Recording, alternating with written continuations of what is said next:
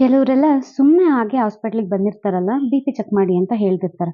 BP check ಮಾಡಿದ್ರೆ ಅವ್ರ BP 200 ಅಂದ್ರೆ 200/100, 110 ತನಕ ಇರುತ್ತೆ. ಯೂಶುವಲ್ ಆಗಿ ನಾರ್ಮಲ್ ಬಿ.ಪಿ ನಿಮ್ಗೆ ಗೊತ್ತಲ್ವಾ 120, 80 ಇರಬೇಕು.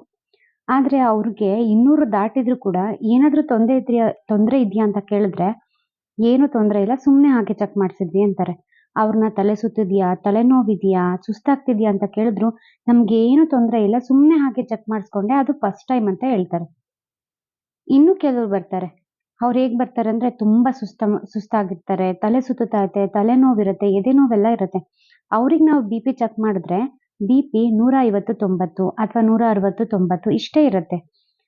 ಇದನ್ನ ನಾನು ಯಾಕೆ ಹೇಳ್ತಾ ಇದ್ದೀನಿ ಅಂತಂದ್ರೆ, ಕೆಲವ್ರಲ್ಲಿ ಬಿ.ಪಿ ತುಂಬಾ ಜಾಸ್ತಿ ಇದ್ರೂ ಕೂಡ ಅವ್ರಿಗೆ ಯಾವುದೇ ಸಿಂಪ್ಟಮ್ಸ್ ಅಂದ್ರೆ ಯಾವುದೇ ತೊಂದರೆಗಳು ಇರಲ್ಲ.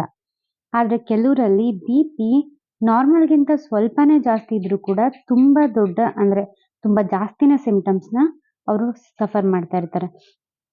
ನಮ್ಮ ದೇಹದಲ್ಲಿ ಅಂದ್ರೆ ಎಲ್ಲಾ ಮನುಷ್ಯರ ದೇಹದಲ್ಲೂ ಎಲ್ಲಾ ಆರ್ಗನ್ಸು ಒಂದೇ ರೀತಿ ಕೆಲಸ ಮಾಡತ್ತೆ. ಆದ್ರೂ ಕೂಡ ಒಬ್ಬೊಬ್ಬ ಮನುಷ್ಯನಲ್ಲಿ ಒಂದೊಂದು ರೀತಿಯಾಗಿ ನಮ್ಮ ದೇಹದಲ್ಲಿರೋ ಕೆಲಸಗಳು ನಡೀತಾ ಇರತ್ತೆ. ಬಿ.ಪಿ ಜಾಸ್ತಿ ಇರೋರು ಕೂಡ ಆರಾಮಾಗೇ ಇರ್ಬೋದು. ಬಿ.ಪಿ ನಾರ್ಮಲ್‌ಗಿಂತ ಸ್ವಲ್ಪ ಜಾಸ್ತಿ ಇದ್ರೂ ಕೂಡ ಅವರು ಸಮಸ್ಯೆನ ಅನುಭವಿಸ್ಬೋದು.